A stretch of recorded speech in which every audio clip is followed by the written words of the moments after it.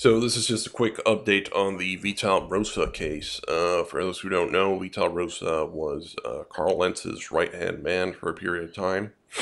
And when we last talked about Vital, he was incarcerated over a $40 fine that he was refusing to pay. Now, it turns out Vital's case is actually more interesting.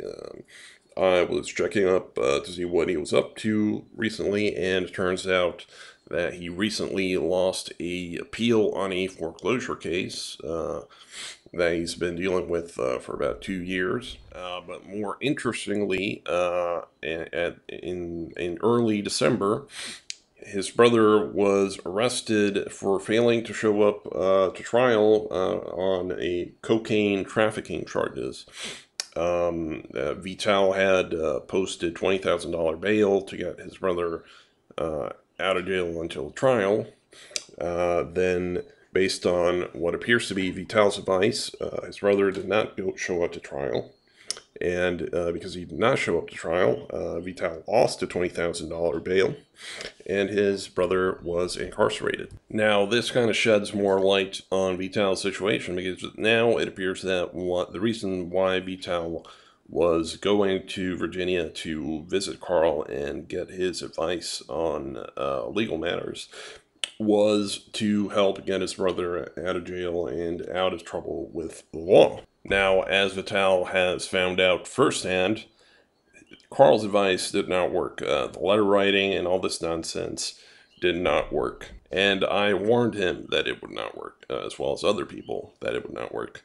And I want to extend an invitation to Vital, who is currently keeping this stuff secret, by the way, to go public about his experience. Because as long as he stays quiet about the loss, people are still under the impression that Carl Lentz's theories still work. Vital has a moral obligation here to warn people not to listen to Carl because they might end up losing $20,000 as Vital has lost. By the way, Carl Lentz is not going to pay back Vital's $20,000, is he? Carl doesn't have his feet in the game.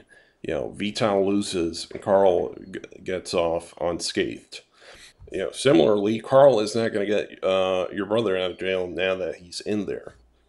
So again, I'm going to ask Vital to go public, denounce Carl and his theories, because until you do that, more and more people are going to end up losing their money, losing their property, losing their liberty, ending up in jail, or even losing their lives based on Carl Lentz's bullshit theories and legal advice.